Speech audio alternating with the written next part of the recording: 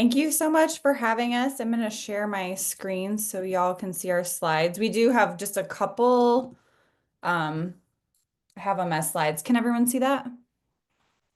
Awesome. Thank you. Okay, so thank you all for attending and the Library Publishing Forum for hosting us. We are a team of current students and former students who have worked on the Civil War and Reconstruction Governors of Mississippi project, which is an incredibly long title, so we'll refer to it today most likely as CWRGM throughout. CWRGM is a formerly NEH and NHPRC funded publishing project. It is, we are basically publishing over 22,000 documents that were sent to the governors of Mississippi from 1859 to 1882. So we cover the American Civil War and Reconstruction years. And what is really impressive and amazing about this collection of historical resources is that the people writing in them are largely ordinary people. And once you hit 1865, that includes freed people. And so it's a really dynamic collection that is being published online at an Omeka S site that's openly available.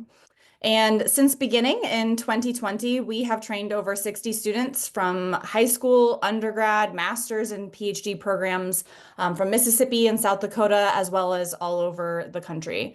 And so we've benefited from an incredibly talented and hardworking group of student researchers. Many of the best and brightest are here today for this panel. And without their dedication to the project, our work would not be possible. We've also had a lot of false starts. We've met roadblocks, we've made errors, and we imagine that many others encounter these as well with working with student research teams. And so we're hoping that today we can talk a little bit about our experiences to help address issues in high turnover and ways that we can build more effective student teams for not just for our own projects, but for those students as well. And so while we might operate under different university systems and different rules, our hope is that you can hear from actual student researchers today and former student researchers as well to learn more about what has and hasn't worked for us so that it can benefit y'all as well. And so please ask questions. We're going to run the session largely as a bit of a roundtable. So we're going to introduce ourselves, and then we have 3 set questions that we will talk about and discuss and have a conversation with, and then a final set question. So please utilize that chat to ask questions. We are dependent on kind of our engagement with y'all. So with that in mind, we will move on to introducing ourselves. And our roles within the project. So my name is Lindsey Peterson. I have a PhD in history from the University of Southern Mississippi, which is how I got connected to this project. I'm a historian of the American Civil War era and the managing director of the Society of Civil War Historians. You can find my scholarship in Civil War History, Journal of Civil War Era, Journal of War and Society. And I currently work as the Assistant Digital Humanities Professor of Practice and Librarian in the University Libraries at the University of South Dakota, as well as co-directing this project, which is co-directed by Dr. Susanna Url at Mississippi State University. I oversee the annotation, transcription, and tagging teams, our educator outreach, and our academic outreach. So I will just kind of turn it over to whomever I see next, which is Amanda. Hello, my name is Amanda Patrick. I graduated with my MLIS from University of Southern Mississippi, and that's my connection to this project. I currently live in Chicago, Illinois. And I'll pass it on to Ale. Can everyone hear me? My name is Alessandra Diaz. You can call me Ale. At CWRGM, I am a transcription and tagging intern. I've also written blog posts for CWRGM that you can find on the website, which I think are really cool. We can get into that later. My connection to the project is interesting, so I will also get into that later, but I started as a high school student, and now I'm a first year at Columbia University, hopefully studying history. Specialization TBD, but I really enjoy the work we do here with United States history, so definitely thinking about that. And I'm going to pass it on to Amiracle. Hello, I'm Amiracle Funches, and I have a BA in history, and I'm on the transcription and tagging team with CWRGM, and as well as I'm a contract cataloger for the Mississippi Department of Archives and History. And I guess I'll pass it on to Mariah. Hi, I'm Mariah Cosens. I was a student researcher at CWRGM. I've recently left the project. I worked on the metadata and annotation teams as a master's student. And that is, I mean, I worked at the University of South Dakota, and that is my connection.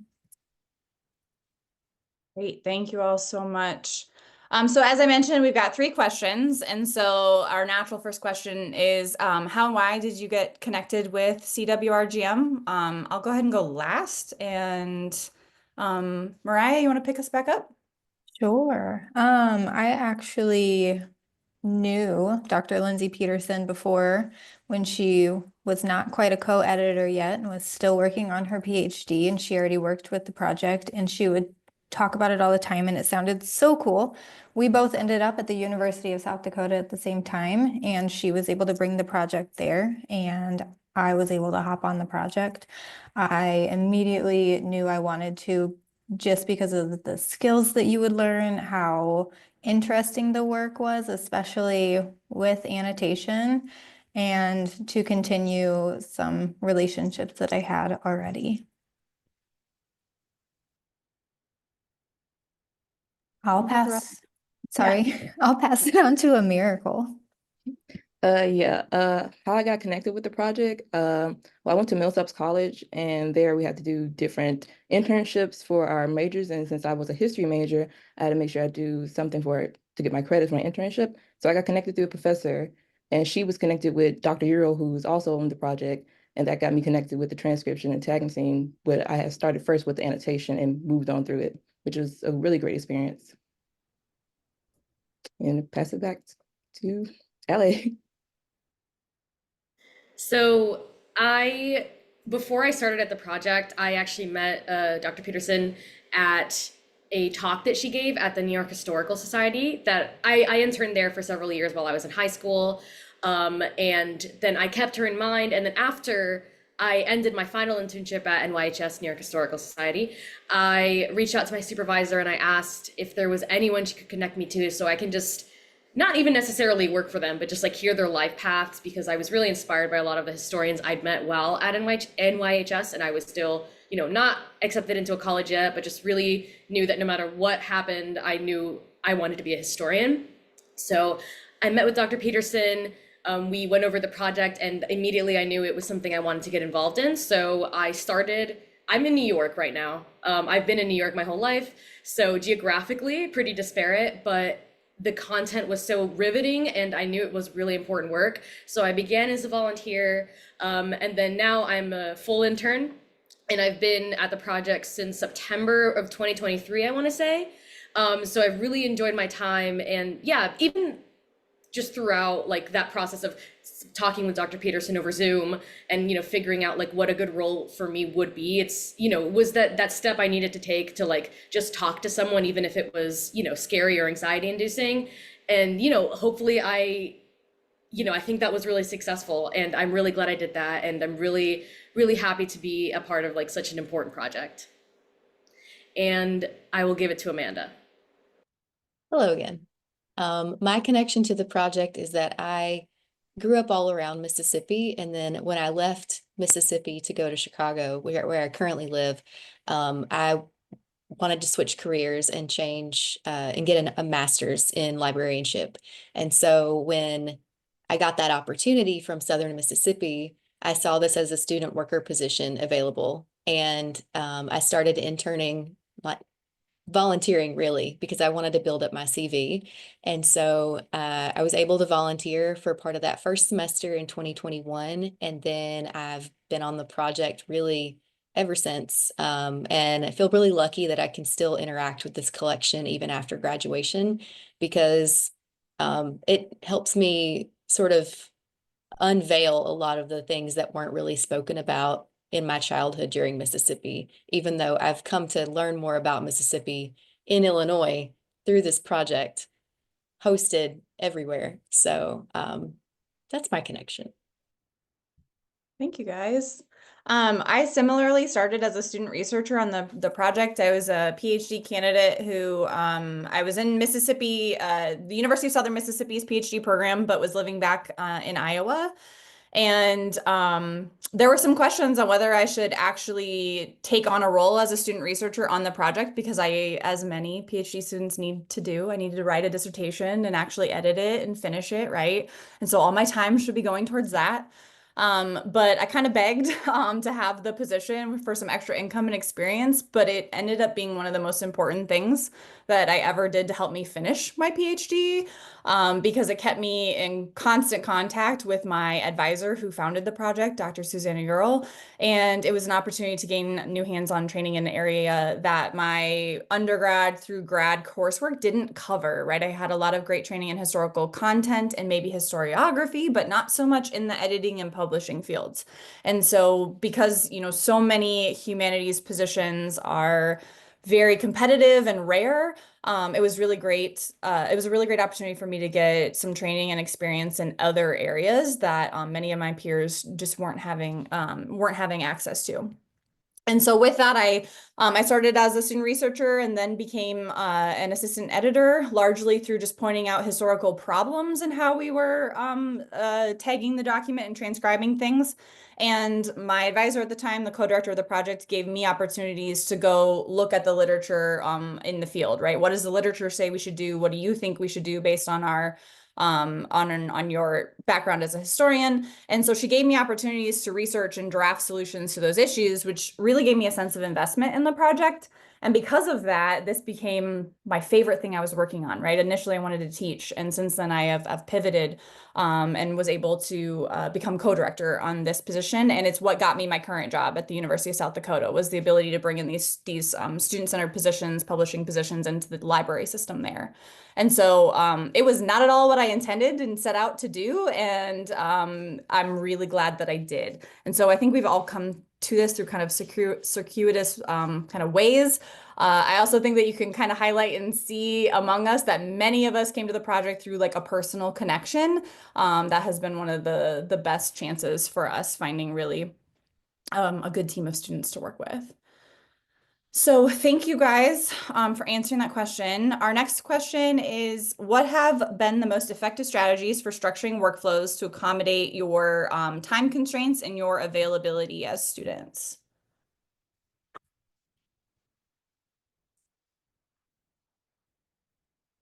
Can I go first? Absolutely. Okay, so here's kind of where I want to bring in like the blog post part of what I've done. And I'm actually still in the process of writing one, so I'm really excited about that. But basically, the good thing about CWRGM is that, oh wow, there it is. Yes, this is the blog post. So I'll just get right into talking about it. So in general, time management, admittedly has always been like a huge problem for me. I tend to like bite off more than I can chew.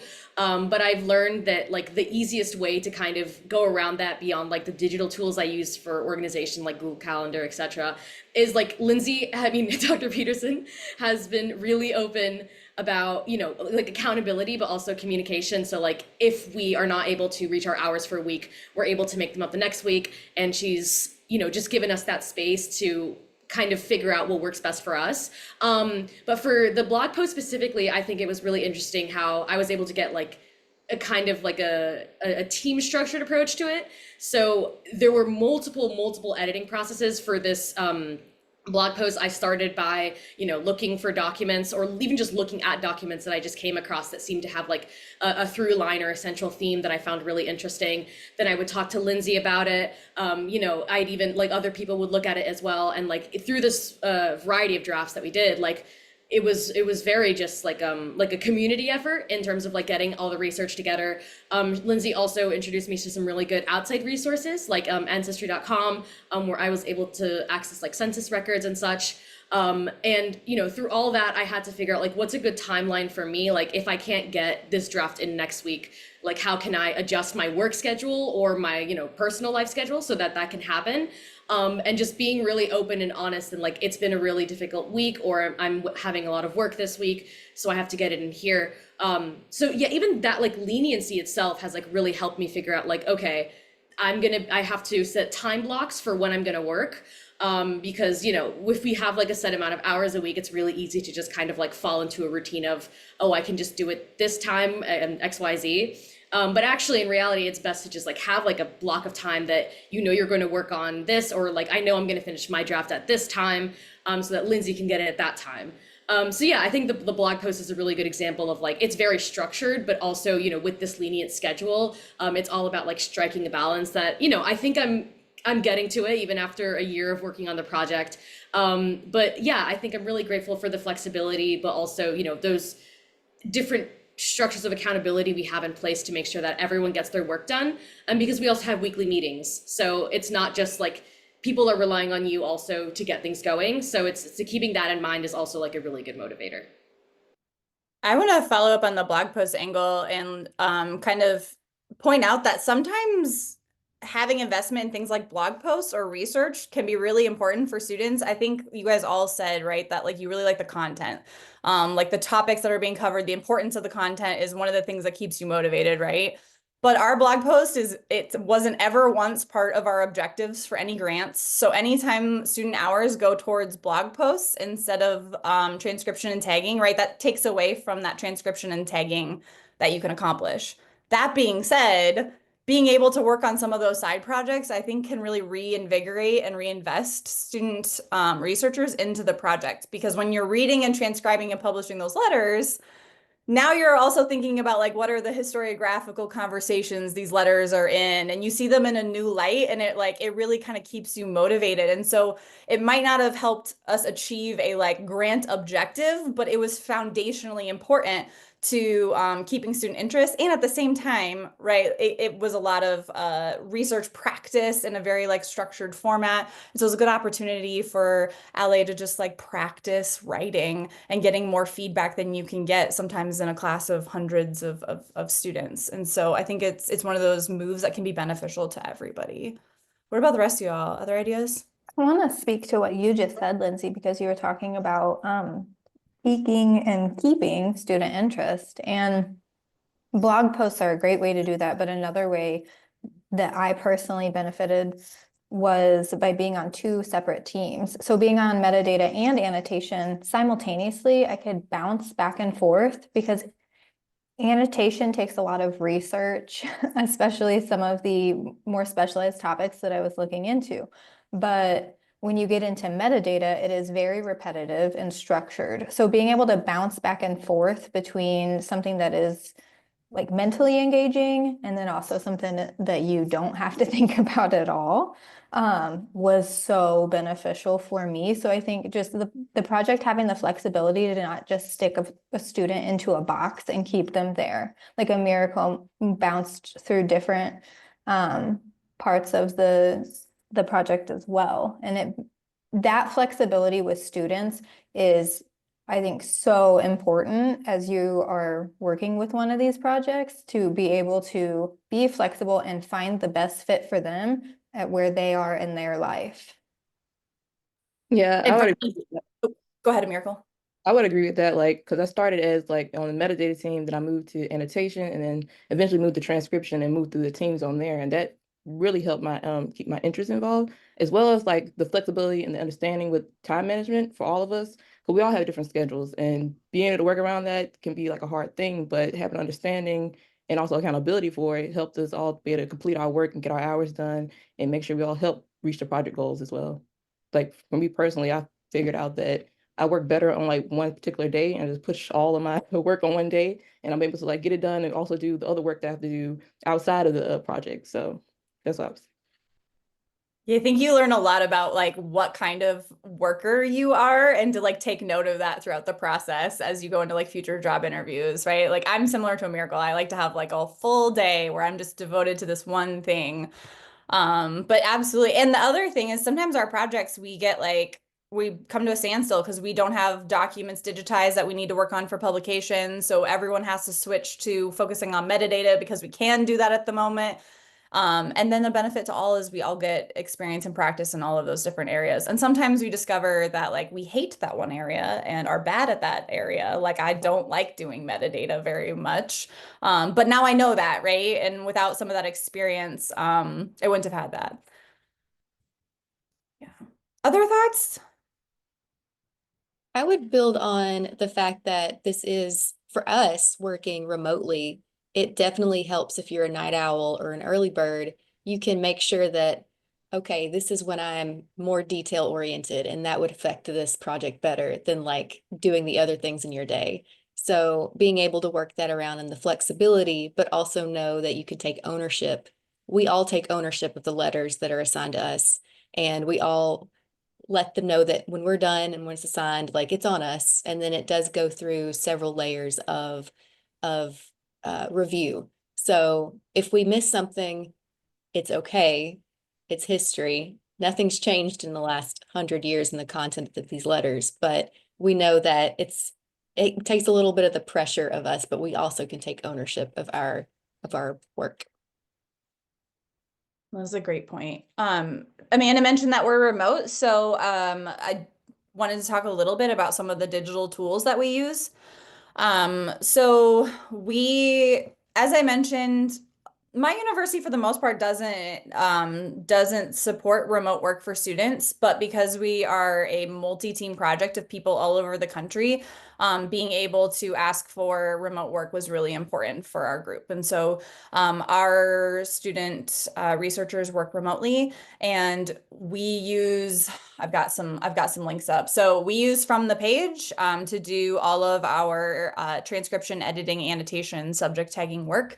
Our metadata work is done elsewhere, but we are able to kind of structure From the Page to have multiple different like folders, some that can be publicly accessible and some that can be hidden behind walls and logins so that this team can access them and work with one another collaboratively. And so From the Page is a great tool for publishing historical documents with remote teams as well as in-person teams. Our in-person library uses it as well. And so, here's just an example of a document that's been transcribed and what that infrastructure looks like. So this is a fantastic tool for us. We're also really high tech. We use Google Drive. It works the best for our team. We have multiple different structures where project directors kind of have an admin folder that editors then have kind of a leads folder, and then we can control access to materials so that our grant applications don't accidentally get deleted. And then we use a research team folder where our teams have access to one another's work. And we're always able to work collaboratively, and it's backed up, which is really nice. And so this has been kind of one of the keys to our success. And probably our biggest, most successful file in this is our tracking file. So this thing is our like monster lifeblood of the project. It assigns everyone their work, and it lets everyone know when you're done with work, because as they've mentioned, right, sometimes people can't do their work until another partner is finished. And so this way we get kind of real-time updates on whether that work is done. So we keep unique identifier numbers, of course, for every document in here. And then we have an upload team section. We have a metadata team section where you can see drafting and 2 stages of review.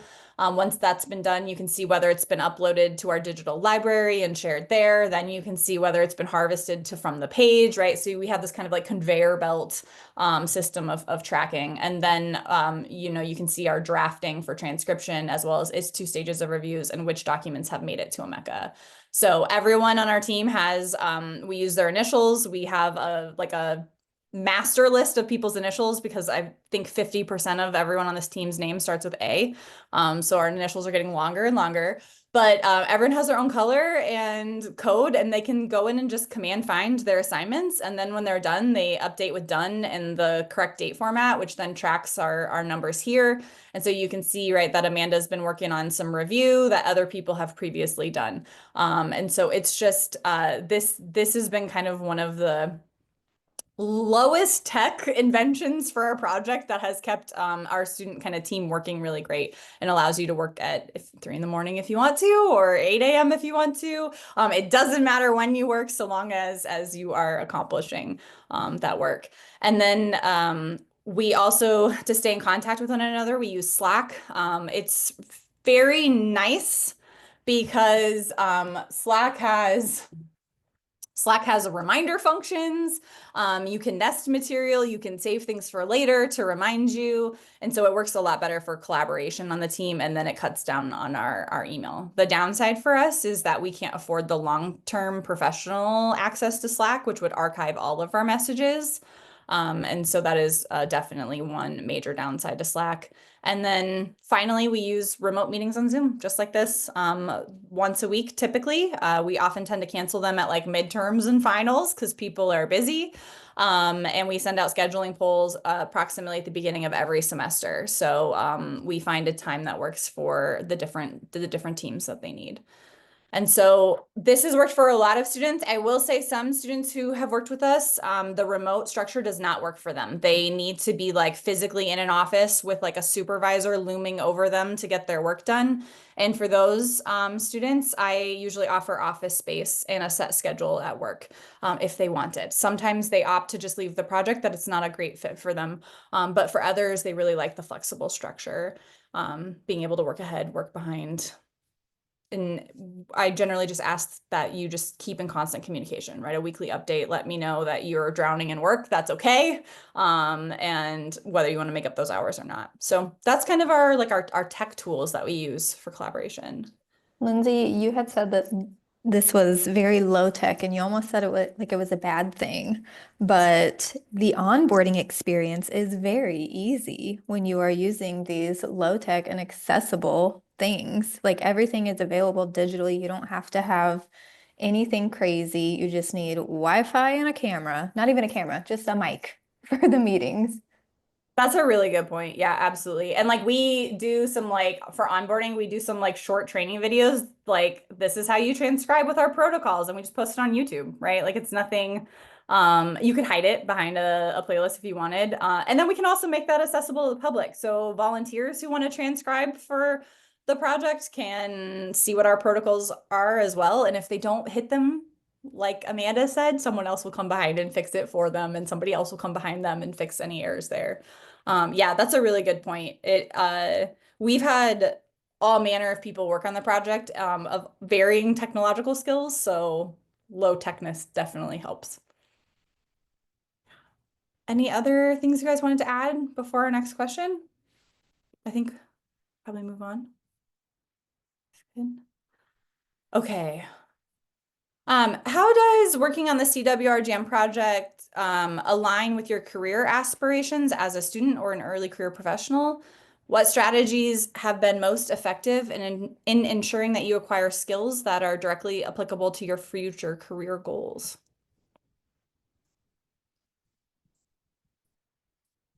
I can start again, if that's okay. So I actually kind of want to bring in another project I'm currently working on. So I'm at Columbia, like I mentioned.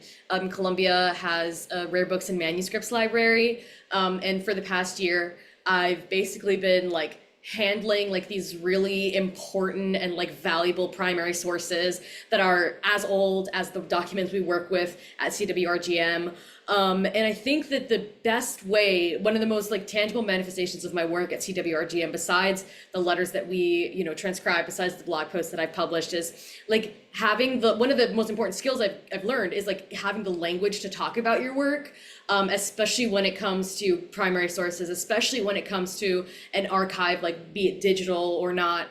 So like I'll just give a quick anecdote. When I was in the interview process to get to work on this project, the project I'm specifically working on is their Human Rights Watch, like transcription and like tagging. It's tagging, but it's not the same kind of tagging. But what was really valuable in the interview process is I was able to explain like, here's what I look like transcribing a document through from the page. Here's what I look like navigating this like behemoth of a Google sheet. Here's what I look like working with a team and being able to update people on my hours when I'm not able to make it, et cetera, et cetera. And like even like ideologically, like I think primary sources, studying primary sources, being able to read them and interpret them is like the lifeblood of history. It's the lifeblood of, I think, like, our entire education system. So I think like having that understanding and also knowing how to like handle like physically or, figuratively primary sources was like really valuable in getting my job at this project. And I'm really happy about it. And like, I think that is like a really good kickstart for like what is hopefully the rest of my career working as a historian. Even like at this student capacity, like I am really grateful that one of the most important skills I've acquired is knowing how to like turn this work into something even bigger. Yeah, and I want to be a historian, you know, whatever that means. There's a million things I could do. But definitely working at CWRG, working with this like amazing group of people with this like really insane collection has been like really helpful in joining other projects and, you know, even just like introducing myself like and what I do. I always try to like model some of that language that you're talking about so that when you are on the job market, like you can actually pull those specific terms, right? Like editorial work, controlled vocabularies, right? Dublin core, and explain what those terms mean so that they're not foreign to people who have been doing that work for the last 2 years. But making sure that you actually use those materials. And for those students in our projects that are not going into like publishing editorial historical fields, I also try to focus on those like broader skills, right? Terms like being detail oriented and what that means, the fact that they can follow and apply a protocol, and thinking about like what kind of team and independent work structures and time management skills they have as well. Yeah, I would say the same thing. Like learning the language of this really helped me with the other job that I'm also doing with the Mississippi Department of Archives and History and being a cataloger, with knowing how to do metadata and transcribing and also how to just do basic research and how to research certain objects and stuff helps me with researching type of objects that I get in from the museum. It's like, especially with the project now talking about the Vicksburg Civil War era. Currently at the museum, they're doing a new museum in Vicksburg and talking about the area, and I can just apply what I've learned here to that when I'm studying different objects and how to detail those. So that has been like a good help for me professionally to help me get this job, because that was the main thing they asked me about, like, do you know how to do metadata? Do you know how to do type of research like this? And that this helped me to get that job as well. So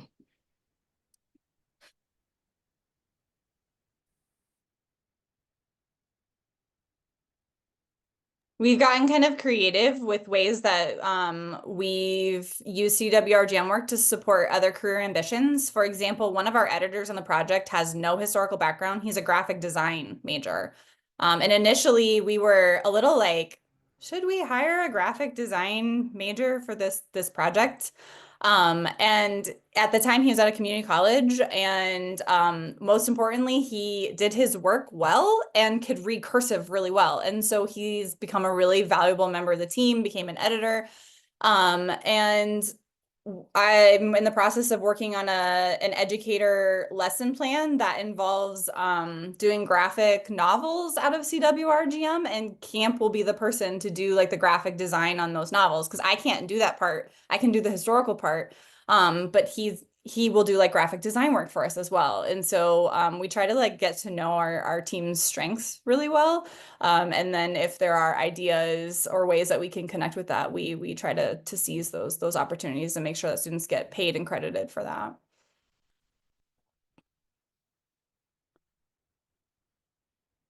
I think another example would be DHSI, Mariah. Oh my goodness. My brain is swimming with so much from just this question. I don't even know where to start. So, DHSI was such a fun experience. So last year in May, the project funded me to go to the Digital Humanities Summer Institute up in Victoria, Canada. And we were there for about a week, doing these seminars that were just so incredibly interesting and helpful and beneficial for my CV and my personal growth as well.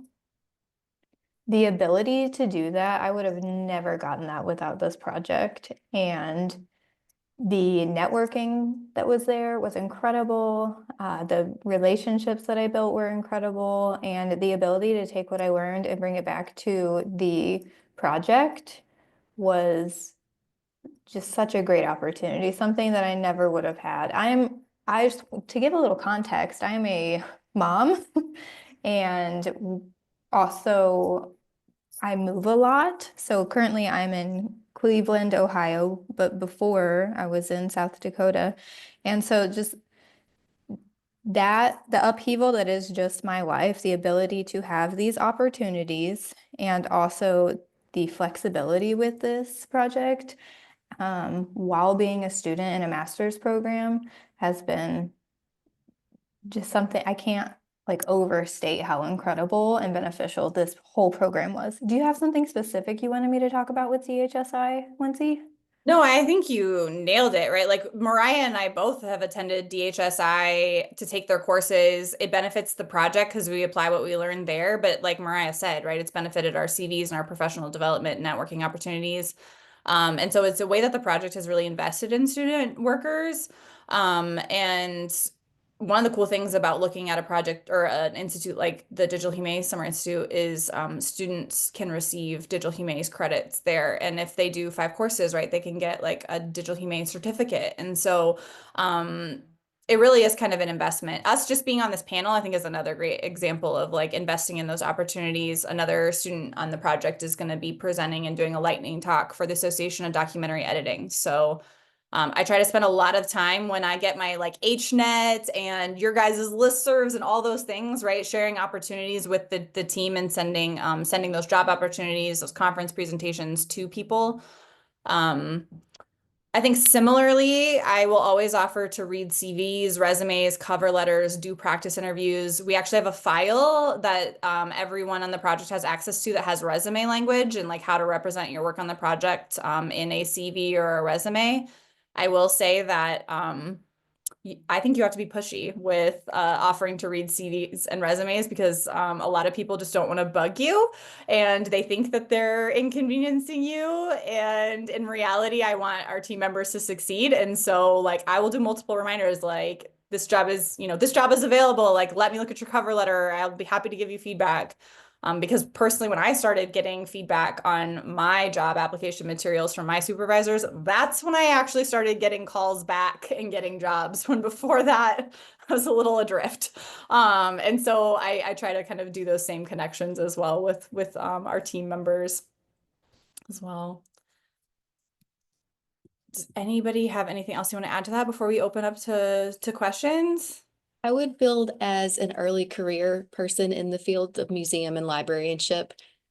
I did not have a bachelor's, so this is a new master's graduate still seeking out like that big girl job, but being able to access archives and special collections in this way and being able to apply the things that I worked on in my coursework to this, working with Omeka, working with other platforms that are not immediately understandable. And then you can understand them in a low risk way or a less risk way, but it's still pretty important work. So just being able to make those connections with the accessibility of this collection, the way that we can interact with it is more accessible than what, like LA said, with primary resources. Those are fragile and they're locked and the access is limited, but being able to have these scanned really well and we have access to them, it erupts your understanding of just what we're working on. And you can make those connections because we're tagging the metadata. So you can follow someone through the collection as they become a freed person or as their problem is being resolved through the people that they're writing letters to. So you kind of root for them in a way through their collection. Great. Do we have any questions at this point? We do have backup questions. I was gonna say, if anybody would like to unmute yourself and ask question, or you are welcome to put it in the chat and I can ask it of the panelists. While you guys are coming up with your questions, I would be remiss if I didn't underscore how unbelievably important the job titles and the crediting are. So, for example, we've adopted the term of student researchers very particularly to highlight the fact that these are not students who are like sitting and manning a desk, right? These are people who are actually taking their training and skills and expertise and they're developing those and applying it to a project. And so we want to make sure that we credit that. And so at our site, we make sure that we have a project team page where all of our current workers are listed, whether they're editorial researchers, student researchers, et cetera. They're all at the site. We have all of our alumni on here as well, where they came from. who funds them, credit for that as well. And so you can see, you know, many of our team members here.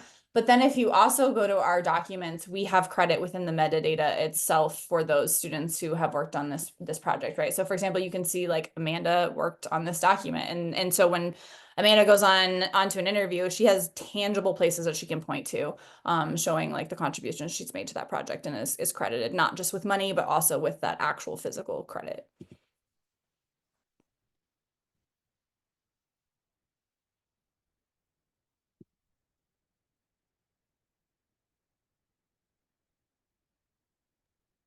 I will ask, how do you feel like over time that this has gone? Were there any kind of challenges that you were kind of foreseeing as a whole? And kind of like what maybe some of the things that either you did to kind of mitigate that, or maybe some things you'll do differently going forward with, other collections and things like that. Yeah, that's a great question. One thing I can say from kind of the bird's eye view is when we started this project and actually had secured the funds from the NEH and NHPRC to start employing and training students in the summer of 2020.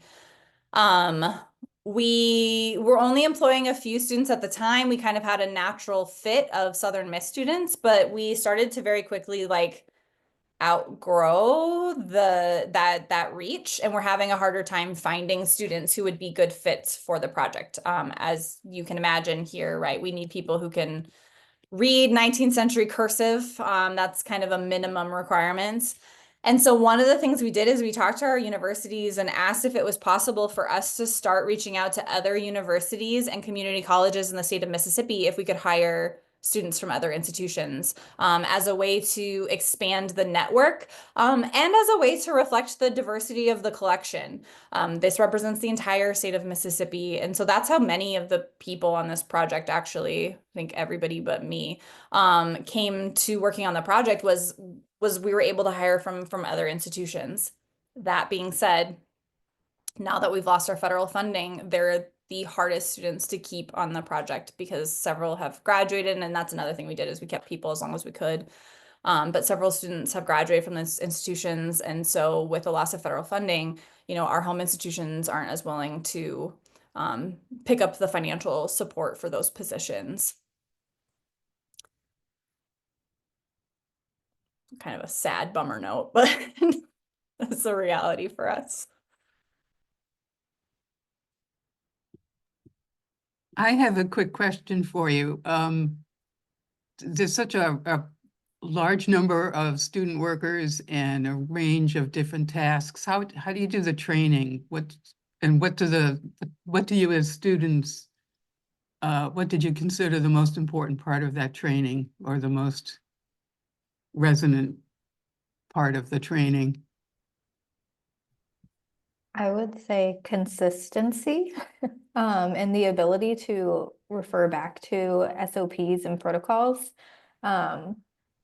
especially as you are bouncing around from these very, very different specialized topics. The ability to go back and say, wait, what was the naming protocol with specific instances, like freed people, things of that nature, something you may not, especially if you're not coming from like a historical background, you may not know proper naming conventions for a lot of things. So just the ability to find the protocols easily and ensure that they are consistently taught and applied.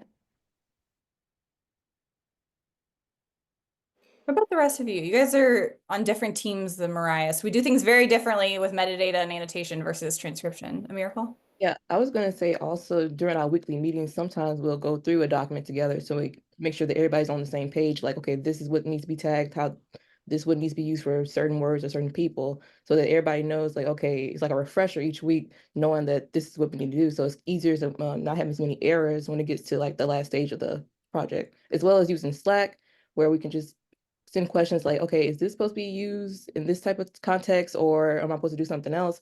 Which has been really helpful to make everything more accurate. That is one nice thing about Slack versus email. If you just email me to ask the question, only you benefit from the answer. But if you use Slack, then everyone benefits from the answer. And then you discover that, oh, you were also doing it wrong and should change something. Yeah, something this is kind of more like slightly broader, but I still think it's really important in like, for example, like knowing what to subject tag or like knowing if like, the language is fit for the subject tag, is like sometimes you'll be reading like a document and you'll think like I will use the example of like apprenticeship versus kidnapping.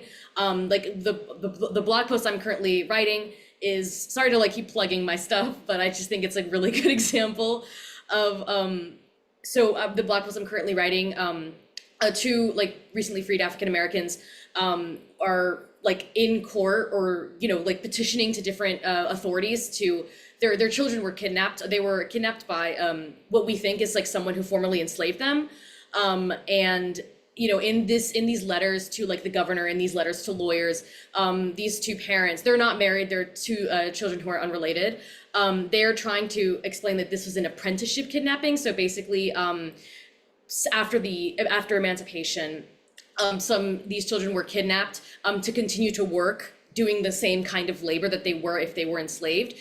So kind of like when I'm reading these documents, I'm trying to figure out, is this what this situation actually is, looking through the tags and see if we have anything that's relevant, but also being able to talk to the different team members to figure out like, hey, what do you make of this document? I talked with Lindsey a lot about like trying to figure out like the nuances of what was actually going on. So I think like in the end, like being able to ask multiple people for their input in terms of like coming to a conclusion of what is happening in a letter is like really, really helpful. And that's like honestly the best thing about having like multiple people being able to access all these letters at the same time, going over letters in meetings, and also like continuously updating subject tags when we like find inconsistencies.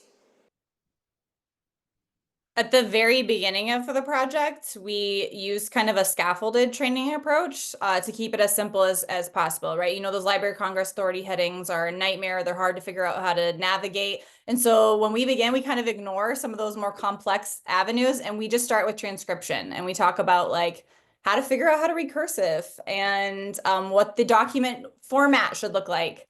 And we usually have team members get onboarded, read through the very boring protocols, right? It's kind of hard to read them. And then we give everyone the same document to work on, and to go work in that file themselves and apply the protocols and try to transcribe it. Then we meet together, we talk about what's right, what's not right. And then we'll pull in tagging and how to apply a controlled vocabulary. And then they go off and try it again. And then we meet together and we talk about what's right, what's not right.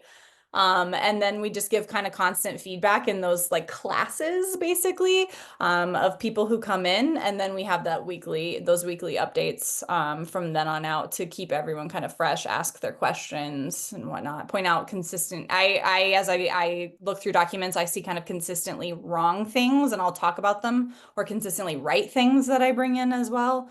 And so we'll pull those into our weekly meetings. So we kind of scaffold. The All approved right, we tax file. had. Oh, Sorry, go ahead. nope. Go ahead, Amanda.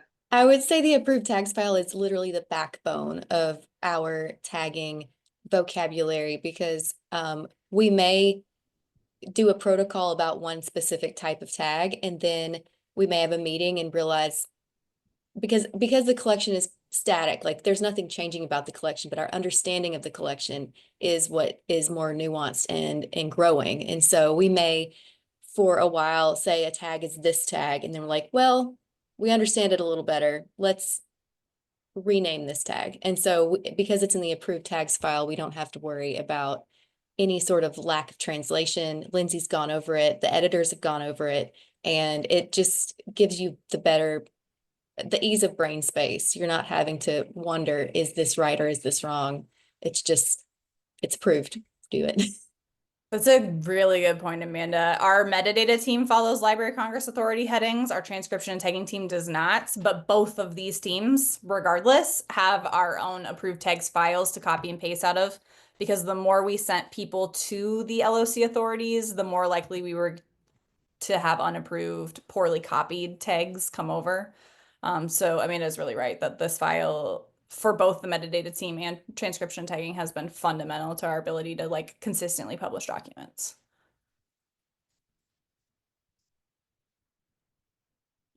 All right, we had a question in the chat. Have the home institutions been willing to pick up the support for the local students? That is a great question, and the answer is generally yes, but within limits, right? So our federal grants, even though they're tiny for humanities compared to like sciences, they still cover a lot of student work. And so University of South Dakota has picked up a graduate assistantship position, which is kind of like above and beyond, as well as a graduate hourly position and 2 undergraduate positions, and has been willing to dedicate even more of my time to the project. Mississippi State University has basically, we lost our, like many projects on April 2nd, we lost our NEH funding kind of abruptly, which meant that I think just about everybody you're looking at was immediately put out of work on the project with no buffer or anything. And so it took us like I think about a week, 10 days, 2 weeks, yeah.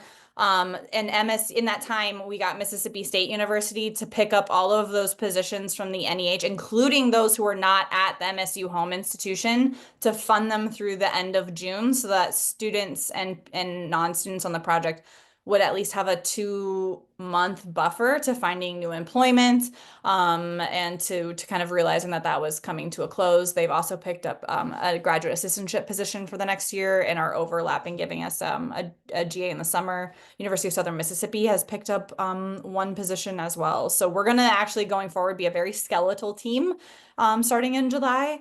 But we were really effective at arguing just how valuable this type of on-the-job training is to students. And so that is kind of been one of the number one things. A lot of this work isn't covered in classes, right? So this is kind of that education that like libraries can do, that doesn't always happen in classroom spaces.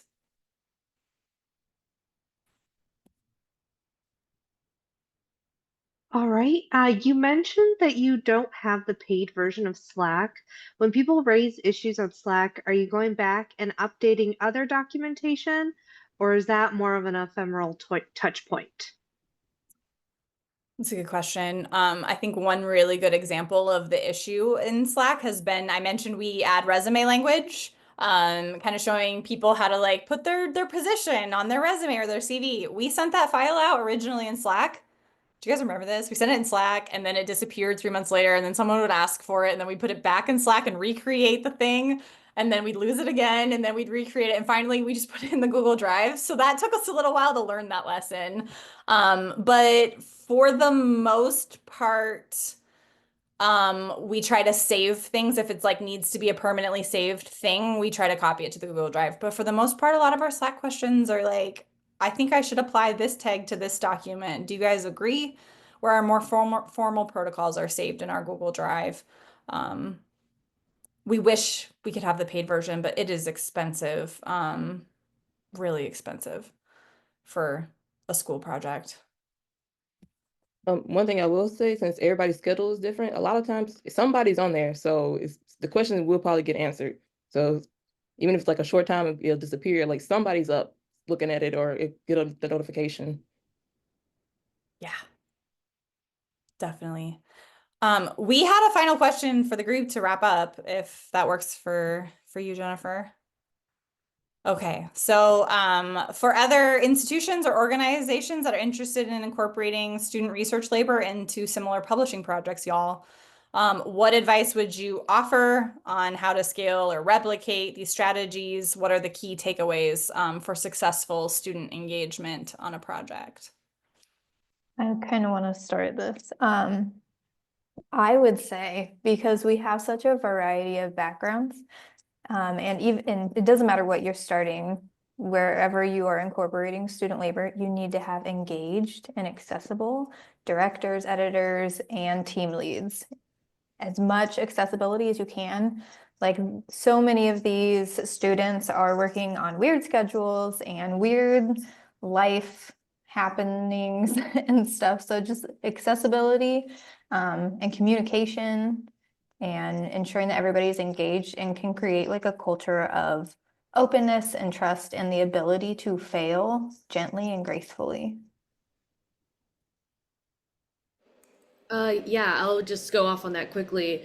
I'll start by explaining this like little trend I've noticed amongst students my age, especially those who are in high school trying to find like projects and people to work with that matched their career options, or more importantly, like to them looked really good on their resume. So a lot of students will join a project, will like promise to give their darndest in terms of the work that they're gonna do, and then they just drop off the face of the earth. And that is not necessarily the fault of the project. But I will say that, you know, in terms of like working with students, like keeping them engaged by like explaining the stakes of the project, by also keeping accountability through like weekly check-ins like that, it's a really good way to ensure that you don't have people that kind of fall off the radar. And if there is an opportunity or there is a chance that a student may not be able to work with the project anymore for whatever reason, maybe it's the, you know, biting off more than they can chew, maybe it's the like, you know, the too much ambition, making sure that there's open lines of communication is also incredibly important. And like, you know, keeping people accountable for their time management skills and their schedules is pretty vital, beyond like their skill. It's like you have to make sure that they know that what they're committing to, and that you know, you're able to make sure that everyone on the project is able to help each other, because again, like if one person is unable to do something, like there need to be people there to like also help them out or pick up the slack.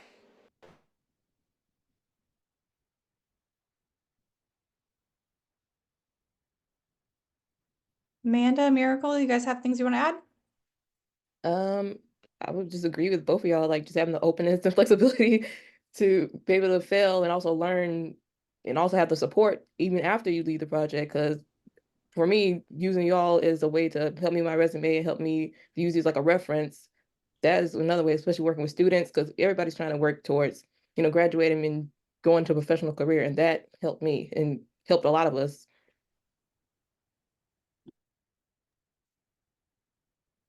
I would also just say to be able to, for the student to have that support of a graduate assistantship is pretty nice, compared to other, I've had student worker jobs in my bachelor's degree, and it feels like you check in, you check out. It's just for the benefit of like maybe one or two things. But this, you can definitely see the benefit of this project, because just being able to see your name on something, it kind of gives you that boost of like, oh, I can work through this bit of petition fatigue when I'm having to tag hundreds of names in a petition that's 19 pages long. That does feel like a little cumbersome, but then it builds, like being able to have that support of your university or your institution, and they saying like, we value this work enough to give you this assistantship position. It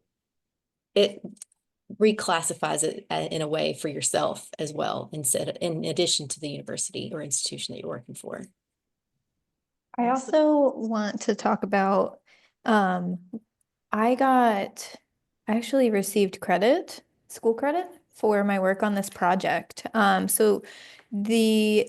that is due to Lindsey going to bat for me. So I guess not being afraid to stand up and stand out for your students, and trying to ensure that you can get them the things that they need, or maybe don't even need, but could really use. Like I benefited so much from just being able to get credit from that as an internship. That was a really good point. Yeah.